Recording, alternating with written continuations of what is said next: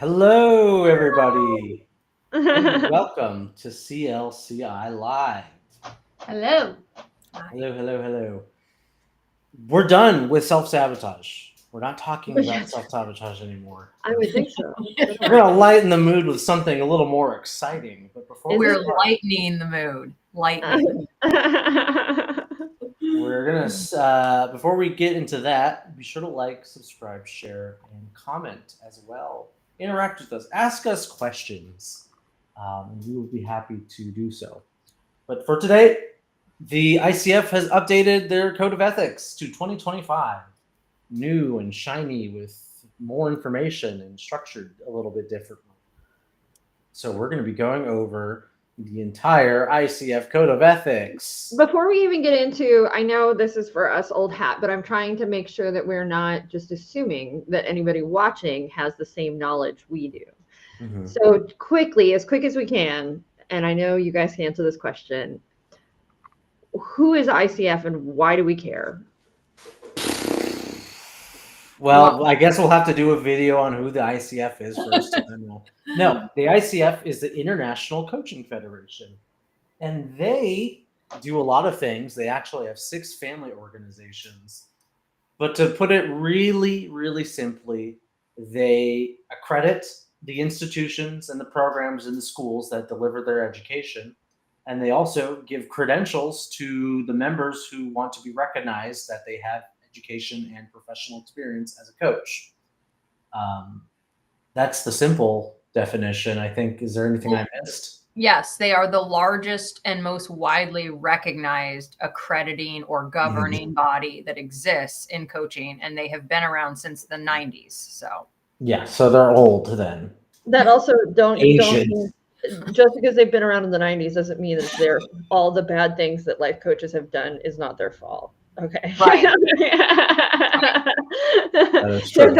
They're the ones that have been actively trying to get Right. to create some kind of structure within coaching instead of people just going out there and just slapping a They title. advance the coaching profession, and they do so by having a code of ethics for their coaches, and not just their coaches. This applies to I just had a list of who this. This applies to ICF professionals, ICF staff, volunteers, member of ICF boards, leaders of ICF communities of practice, and members of ICF global committees, task force, core teams. If you are a learner who's in education, you're learning to become a life coach, it applies to you. It applies to the schools. It applies to Jen. It applies to Jerome. It applies to Lisa. It doesn't apply to me. It applies Yes, to it does. Brooke. Um, It applies to anything under that umbrella. And to even bring it home a little more, we care. And the reason we're talking about it is because we, our school, and us as coaches are accredited by the ICF or credentialed by the ICF. The And that school's is- accredited, the coaches are credentialed. That's the distinction. Yeah. That is the distinction there. But so they are our governing body and the one we believe to be the best one out there. Correctamundo. And so that's why we care that they have updated their ethics, because it applies directly not only to our education, but also to us, those of us who are practicing in the coaching spaces, which many of us are. And it's also important to our students and the people who want to take our courses so that they know what ethics they will be bound to once they decide to start to travel down that ICF coaching path. Which means I need to update our student packets for everyone. So that'll be fun. Everyone, this will be relevant to all of our future students. You're going to be agreeing to these ethics and core values and abiding by them. And what happens if you don't follow them? Like, what is the point of ethics if, they're not going to be enforced? How are these enforced in any sort of meaningful way? Instant death. if you don't follow them. Yeah. Instant death. Gotcha. We put a little microchip in you, it just explodes Mhm. the moment they are Mhm. not being followed. Somebody's really gonna believe that. There'll be one person, and then they're gonna be like, "Well, now I'm not gonna get an ICF." I'm kidding, of course. Well, that's a funny and interesting question because we will sometimes have folks who come to us after people have taken our course and they say, I have a problem with this human being, and this human being Mhm. is a coach. Mhm. And what can you do about that as a school? And as And a then- school, Mhm. our response is there isn't a lot we can do. For one, I can neither confirm nor deny this person went to. Well, I could always deny that the person went to her school. But we I have can to never maintain, confirm that. yeah, Right. we have to maintain the confidentiality that's in the ethics. And so the best thing we can do is recommend them to ICF. ICF has a facet of it that will, I think, a review. I don't know what they call it. They call it. Yeah.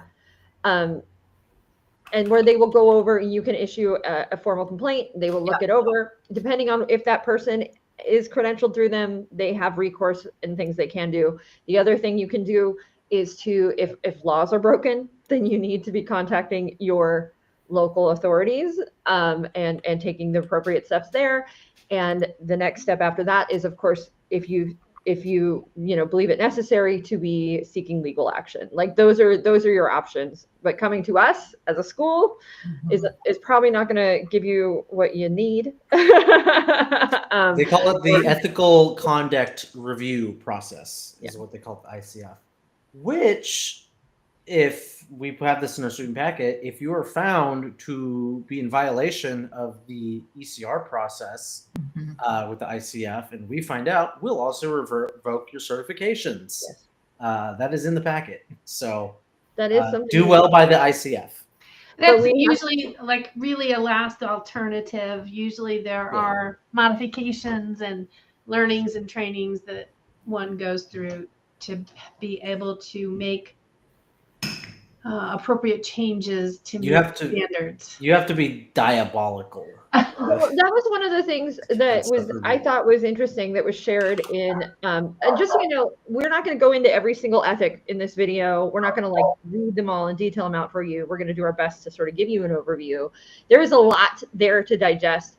If you want the deeper dive, Jerome is going to put a link into the ICF ethics page. And on that page, there is a link to videos that is helpful. There you can read, you can do your own deep dive. You can read through every single ethic. It'll be super exciting. We're not going to go through super, read all of these verbatim to you today. That being said, one of the things that was shared that I thought was interesting was that in this, when they mentioned when somebody is not abiding, that we still respond with compassion. And I thought that was fantastic and such a cool approach to how I wish everything was responded to with compassion, right? Like if somebody messes up, we still strive to respond to that mess up with some with compassion. We're not going to be like this person's horrible. The word, they use the word we in the ethics and not you and they. It's a lot of we language, and that's because it's thought of thinking as a whole group, and it's not an us, them, you, me kind of situation. And so that idea of responding with compassion is very ICF and great thing to do. So and coachy thing to do for that matter. So let's talk about the purpose, if we can, of the ethics here. Does that sound like a good place for us to go? It's sort of step one, purpose. Yes, the purpose. What is the purpose? It's funny because they bury it under like 3 or 4 or 5 paragraphs. Hmm. They tell us who the ICF is, and it's made up of 6 family organizations and what the ecosystem is. What I really think what they should have put first is, and I quote, "This code of ethics is intended to assist those persons subject to the code by directing them to the ethical factors, values, and principles that need to be taken into consideration whenever they need to engage in ethical reasoning and ethical decision making." That should have been the first thing, and then we know the purpose of the document, and then we can go into the rest. That's the real important bit. No, is okay, that- so Yeah. we're using the word ethics a lot in this, Mhm. like ethical decision making. Can we quickly just talk about why ethics and being ethical is important and what that kind of means? I would say they are rules and guidelines so that you could act in a moral manner, while also expounding and contributing to the core values of ICF. Because the core values, we'll get to it later, but the values are like the heart of the ICF, and that is professionalism, that is collaboration, that is humanity, and that is equity. And the way that you achieve those things is by abiding by the ethics, those little guidelines that are in sections. I think I think the way we can think about it is there's something that happens in all of our sessions with all of our clients. We are setting contracts, right? We create contracts. And within that contracts, we set all of, the expectations, how it's going to go, all of the things that we set, both in the session and in the overall coaching space. This is kind of like our contract with ICF, I think, where we are going to be credentialed through you. This credentialing, it means that we are going to sort of follow this structure, and the reason it exists is so that we can do good, right? Right. Not just do no harm, but do good. Yeah. I also think the ethics really have to do about choices you make, like actual literal choices you will make in your profession. If you don't do it, you act unethically, and if you do act this way, you do act ethically. So, for example, I could choose to store my client information in a way that is not secure or confidential, and that would be unethical. Likewise, I could follow ethic 2.4, where I am supposed to secure those records in a confidential, private way. Then I am acting ethically. They have to deal with the choices you make and the decisions that you make and situations you encounter in your actual practice. They're not really conceptual things. The more conceptual things are the core values. The things that you will have to actually do and encounter in your day-to-day life are the ethics in the sections.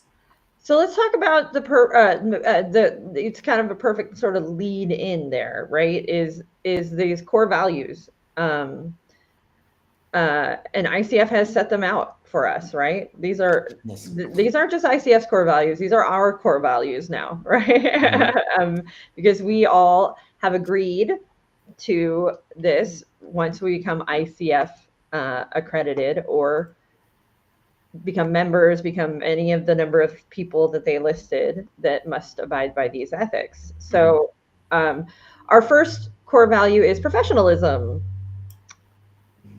Yeah, so that is a commitment to a coaching mindset and professional quality that encompasses responsibility, respect, integrity, competence, and excellence.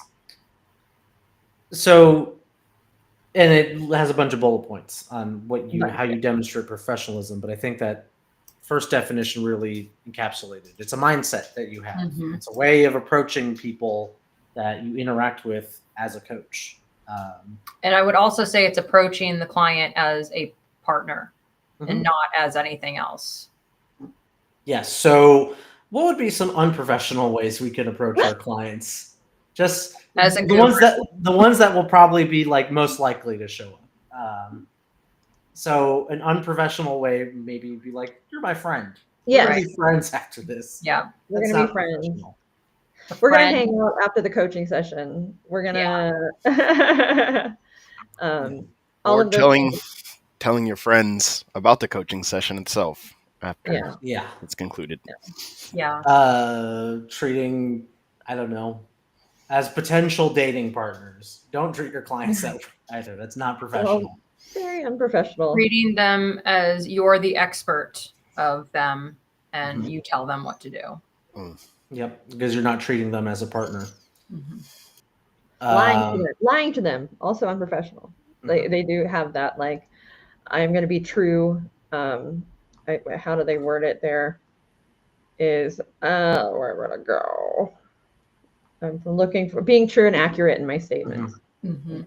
Other aspects of professionalism is being, lifelong committed to learning and development. Like you don't just get your education, call it a day. Yeah. That's not professionalism. If you are being a professional, you are always striving to improve, to learn more, and develop Yeah. as well.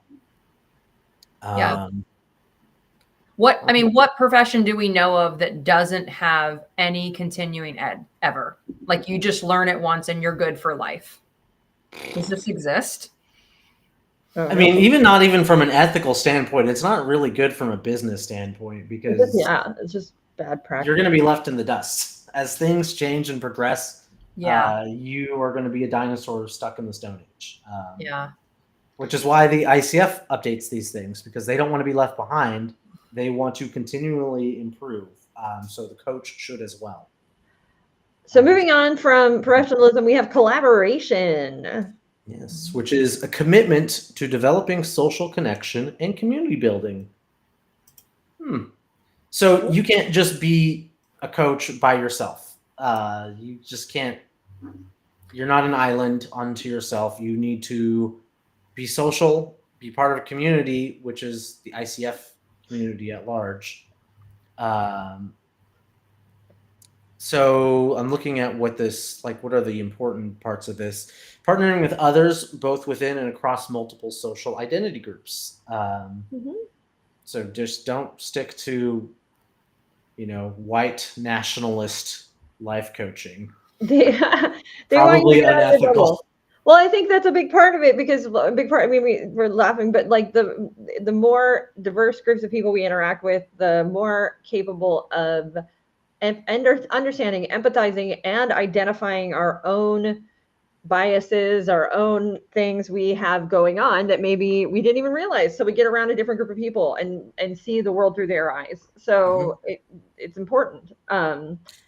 It's also important for it's interesting. It's in a value, but it's also, I think, important for you as a human being and as a business person. Like the more you're able to like collaborate and get out there and have a community that can support you, and it's a coaching community, and the I think more fulfilled, stronger, and more capable of surviving as a coach you're going to be. I think if you're just like a lone coach floating around with nobody else around you and none of this other coaching community happening around you, your life is going to be a lot harder than if you develop a community of other coaches and maybe other business owners and all of that. That's going to help support you because you're going to have people you can go to that understand, that get it, that can give you advice, that can give you resources, all of those things. It's not just other coaches, it's other professions and associations as well. So like we say this a lot, partner with and be friends with your local therapists because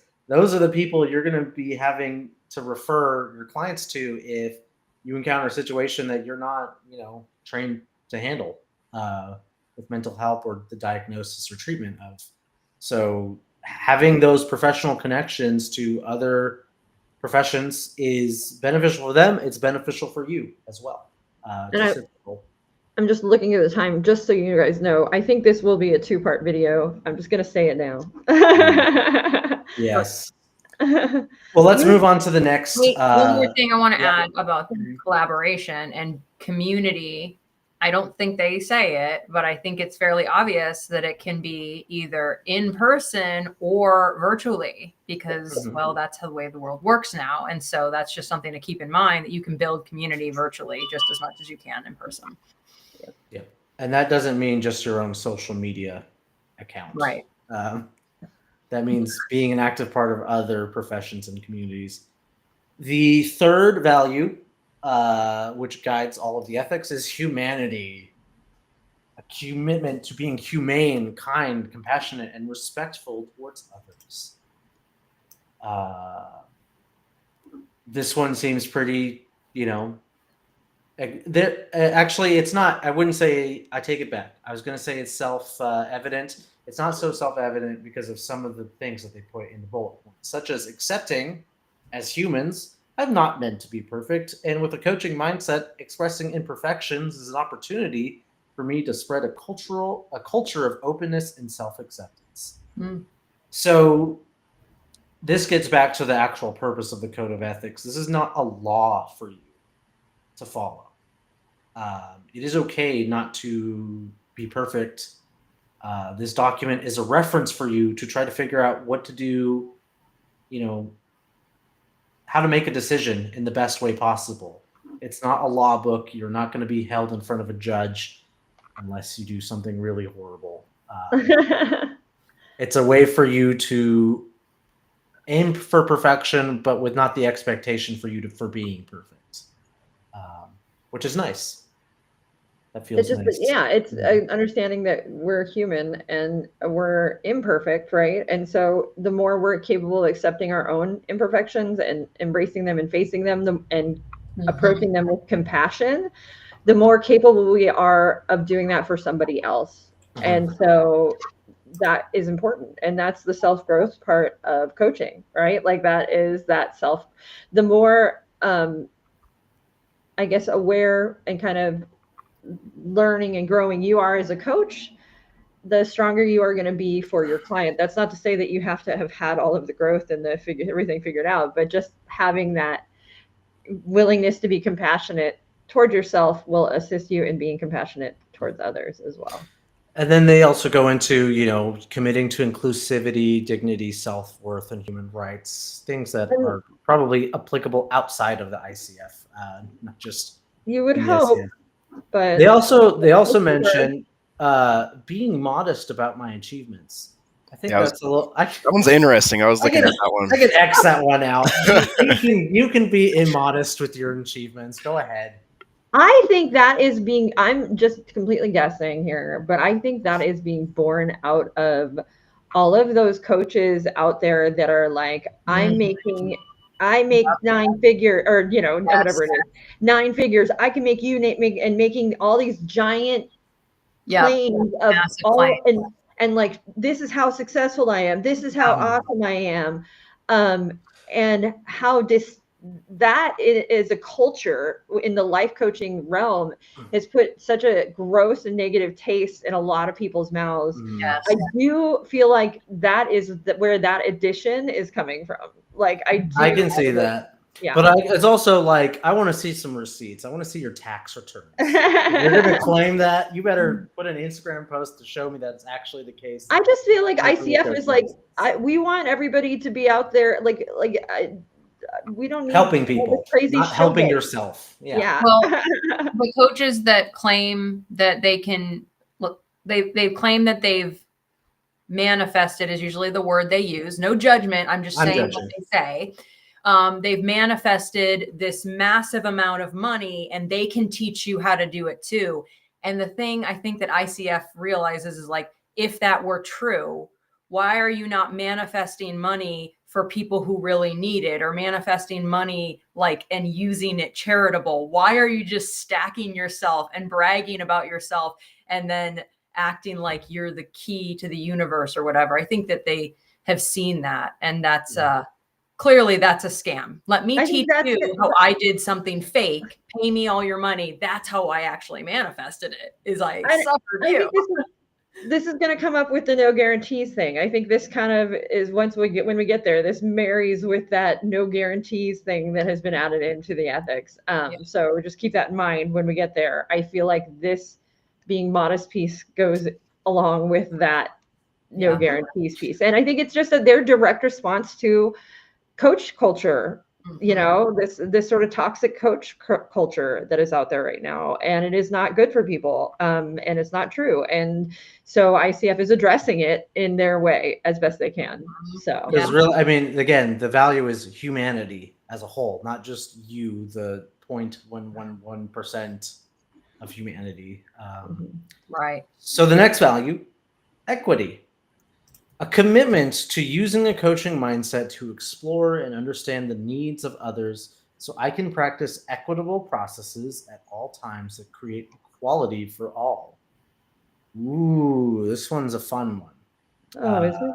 It is, at least for me. You would think it was straightforward. Like you would think this is like, yeah, this is good, this is awesome. But there has been a huge shift in at least in the United States. Yeah, so it's a little scary. Some governments, such as the United States federal government, does not seem to value the same ethical standard and value as equity and equitable. I know this to be the case because, as if you are a federal worker or you maintain an organization, the federal government, you are not allowed for probably the next 4 years to use federal funds to get training from businesses or to have contracts with the business that has the words equity or equitable in them. Or equal. Or anything else DE&I related. Which is wild.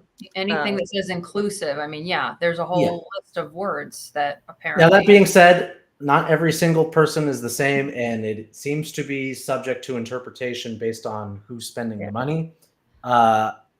But that is a stance that it seems that ICF is taking a stance one way on one side of this. Make of that what you will. I'm, happy that equity is still in it. Be warned that if you want to become an ICF coach, that you will have to address just this idea of equity, like it is, and treating people with that equitable respect, understanding, etc., opportunity, what have you. And that is built into the ethics, and that's not going to change. And we as a school support that. So, and this applies, this specifically for you as a coach, this applies to your coach-client relations, your trainer-student relations, your mentor-coach relations, and supervisor-coach relations. So you have to be aware of that equity across the board.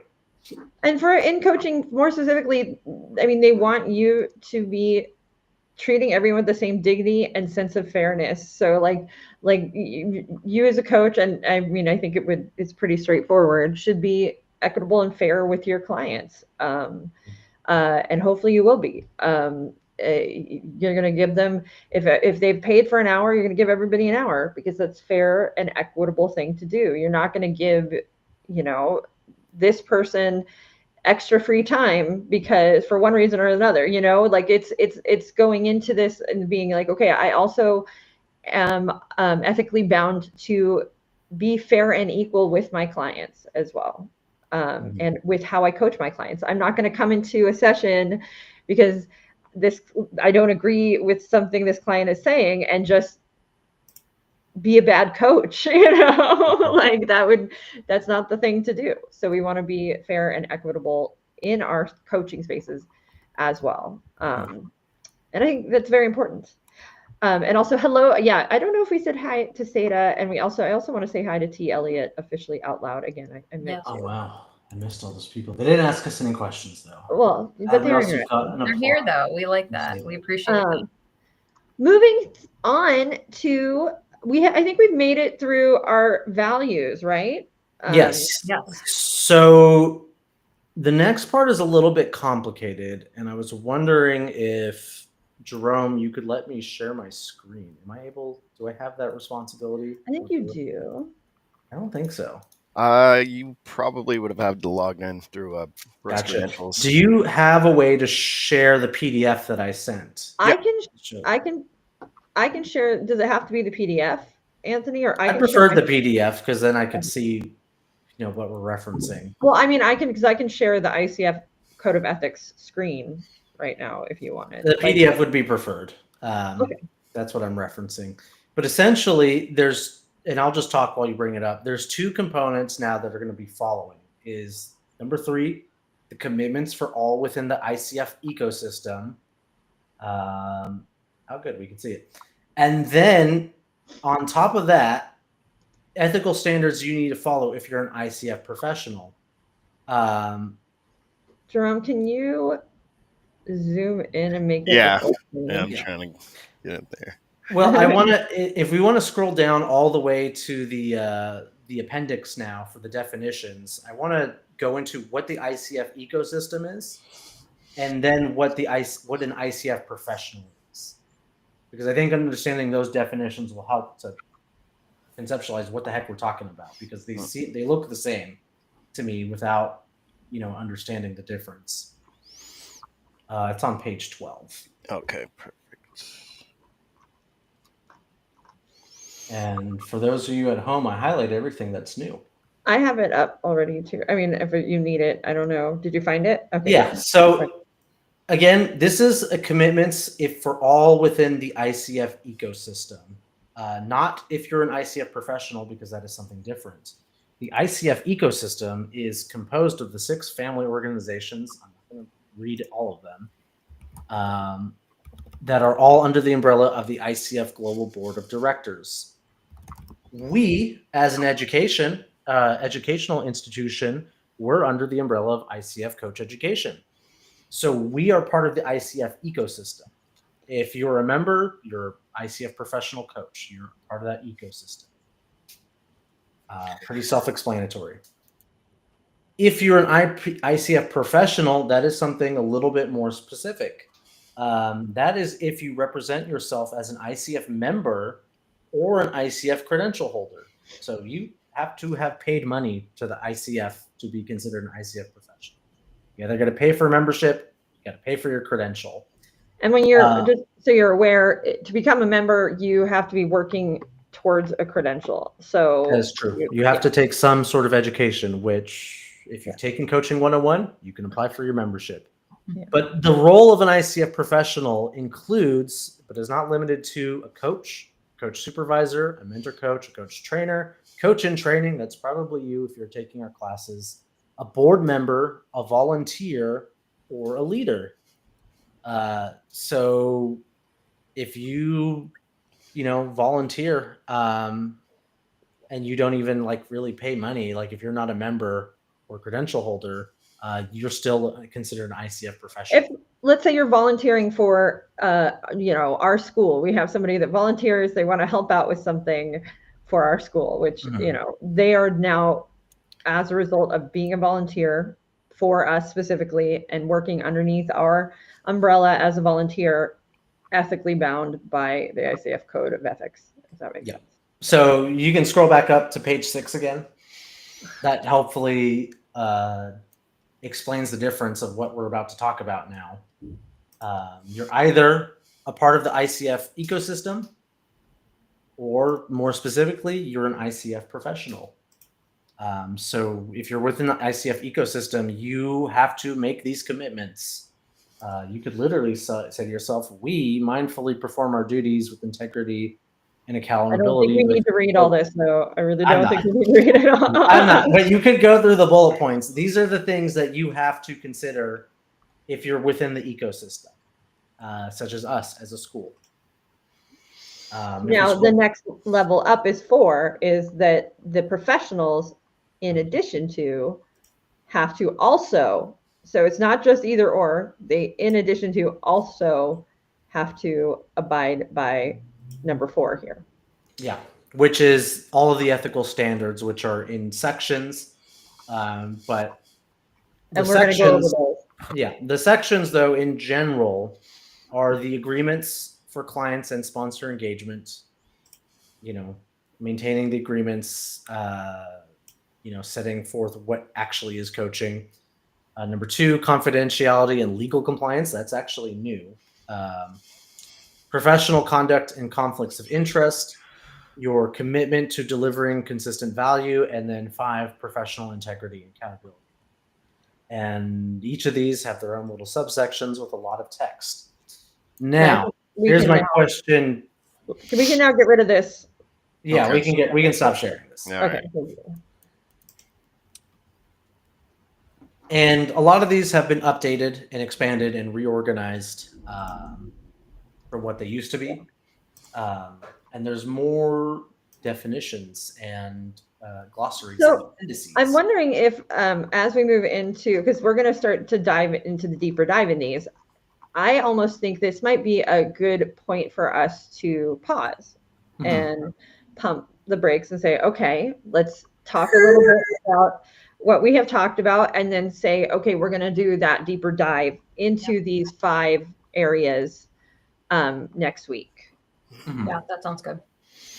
I would like to add my tidbit. I would like to start next week with the definitions and the glossary before we get into. Oh, even then.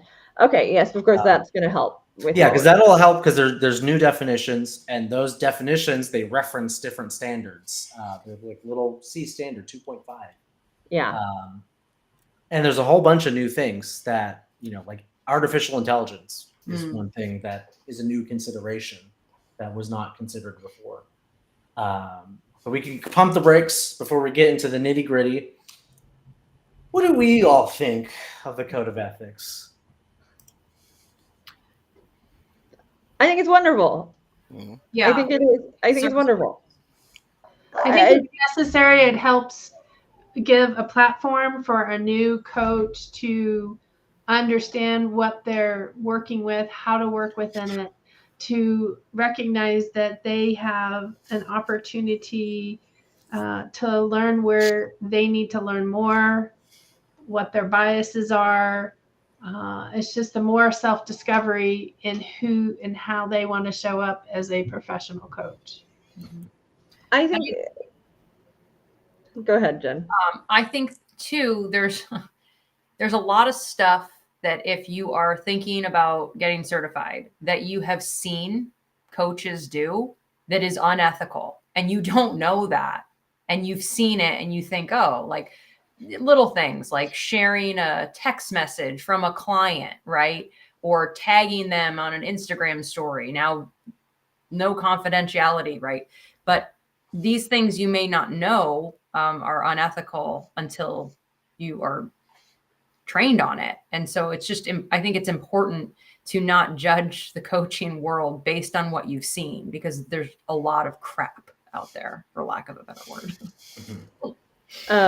Yeah, I think it's wonderful too, because not only that, but like sometimes there are situations where it feels a little gray, or something we didn't even think of, right? And it's nice to have this guide. We all might think, oh, it's intuitive, we've got it. I'm always going to be ethical and things like that. But there are little things that we may not realize we do that are actually sort of not falling into this code of ethics, and that's okay. Like this is the compassion, the humanity, those core values. Like we can approach that with compassion and understanding, because none of us are perfect, but we have this wonderful guide and outline that we can always refer back to, we can always reference, we can always look back at. And if there are moments or questions where you're like, oh, that didn't feel right, I don't know if that is the right approach. I don't know.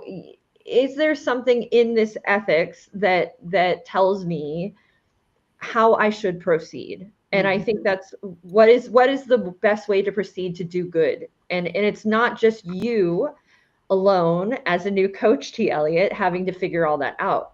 ICF is building this on the backs of a whole bunch of other coaches with experience, and their experience as coaches, and their many varied experience with clients, and a variety of clients in a variety of situations.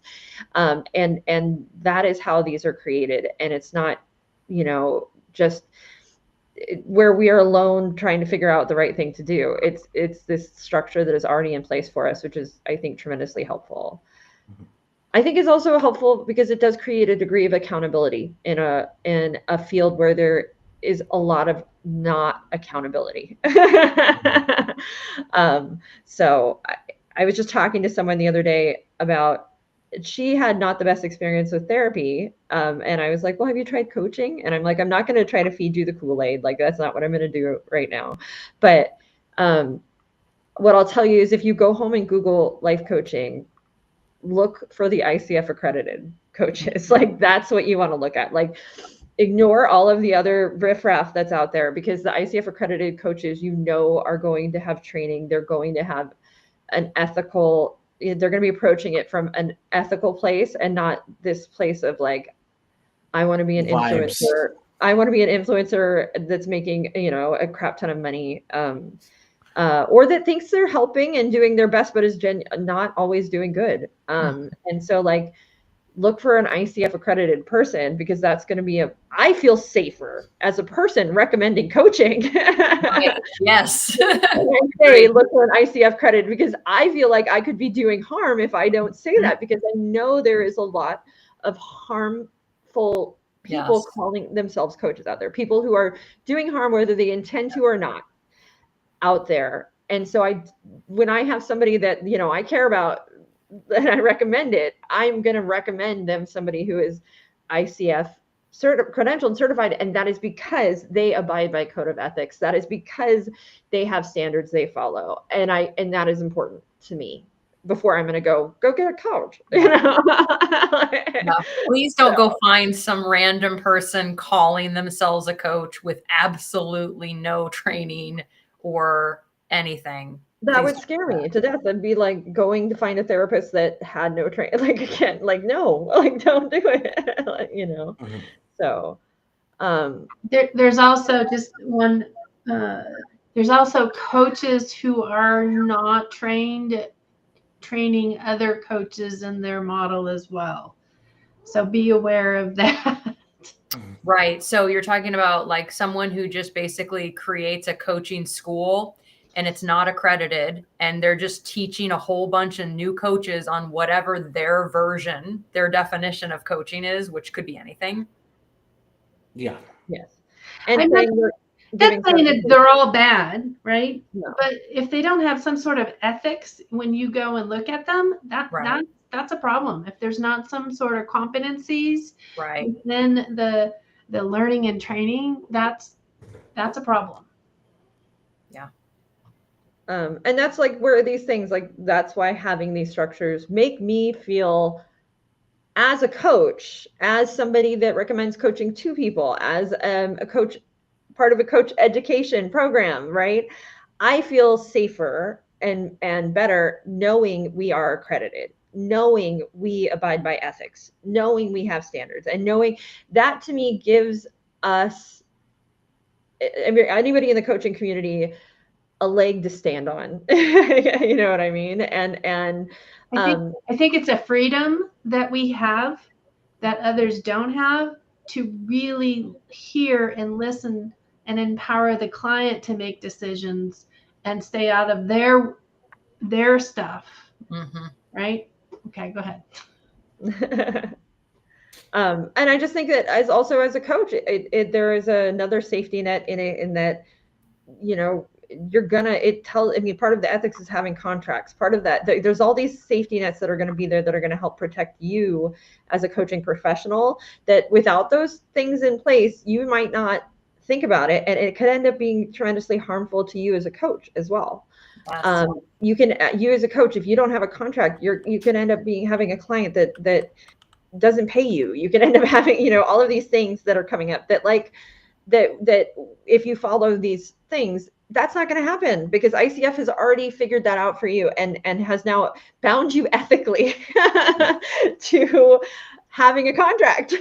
Like one thing I don't think a lot of people consider as an example would be it's like section 2.4, maintaining, storing, and disposing of any electronic or hard copies of records in a manner that promotes confidentiality, security, and privacy with applicable laws. If you're in the European Union, you have different laws than what's in the United States. They're much stricter. Some people just don't consider that. They don't think of those things, and they think that like having it on a doc file on your computer or on a piece of paper is like good enough.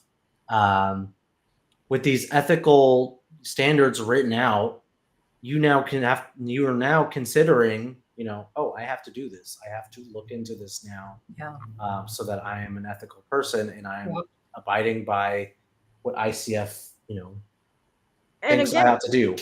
And these might not be things that you even knew or thought about. And Mhm. that's the nice thing, is like they have thought about it for you now, which Yeah. is wonderful. And the most dangerous not what you don't know, but it's what you don't know you don't know. Yeah. And reading this very carefully will reveal those things that you don't know, so that now you can start to consider them if you're going forward in your coaching practice. All right, Jerome, I think, did you give us final thoughts back there? He's back there. He's handling all the behind the scenes stuff, y'all. Yeah, I'll let the active coaches handle this one. How I think I'm probably going to use this document is I'm going to just slap it into Google LM or Notebook LM. And just if I ever need to reference it, I will ask it a question and it'll pull from that source. So perfect. I don't have to like have a exact, you don't have to, for anybody watching this, you don't have to have an exact knowledge of every single thing. Maybe I don't even know what Notebook LM is, you guys. It's Google's, I don't either. I was just Jen, you and me have used Notebook LM. It's Google's AI that's in a notebook that you can put your own sources in, and then if you ask it a question, it'll only pull from your sources. It's not going to. Oh, we have used that. Yes. Yeah, it's not like ChatGPT where it's like making things up or being creative. It's literally pulling from your source documents. So the only time that can anyone get this? Yeah, it's free. Okay, and it's called what? Notebook LM. Okay. But the only time I think you'd actually have to have a pretty good memory of this is if you're taking the credentialing exam. Not the ACC exam, but the credentialing exam is a little bit more rigorous. Like if you're getting your PCC or MCC, and then you're probably going to have a more nuanced. Or when you got your ACC a couple years ago. Well, you don't have to anymore, but. That being said, though, it's good to read them through at least once, right? And have some general knowledge of them, and then put it in Notebook LM and ask it questions when you have questions. But at first, you got to give it a full read through at least once. Yeah. Before. Or better yet, don't read it and just wait till next week until we do our live. And then you can just read along with us, and we can go over the sections in the glossary of terms, and then that'll be your reading. And who knows? Right. Maybe this will be our evergreen content. Maybe we'll make our students watch these videos. Maybe one day. Hours. Who knows? Maybe we should redo it to make it a little bit more polished then, but. I definitely plan on breaking this up. I think that we can also not share this with it. Nobody listening is very interested in what we're saying right now, so we should probably wrap it up. Yeah, Jerome, you can cut all this. Yes, part of the CLCI Live is that it's free flowing, it's entertaining. But I think we're losing the entertaining element. So let's we're gonna wrap it up. Past entertainment. So we're gonna, everybody knows what we're talking about next week. We'll be following up and actually digging into those ethics, the changes, what exists there, just so that is out there in the world. The glossary, the appendix, and the glossary and the appendix as well, and all of the definition of terms, etc. So make sure you tune in next week at 4 p.m. We'd love to see you there. Thank you for tuning in today. Those of you who did. And if you have any questions, always feel free to answer or ask them in the chat. We will be checking that out and following up and answering them for you. Anthony, you want to sign off? Check out our school. And if you want to coach ethically, check out Coaching 101 and Coaching 102, where you can learn to be an ethical, competent, immodest coach. Is it modest? I said immodest. I want you to be able to share your achievements. You don't have to be extra. You don't have to be Well, that's crazy. being modest with your achievements. You don't have to brag. You can have a humble flex. You can flex how humble you are by taking coaching 101 and 102. Okay, well,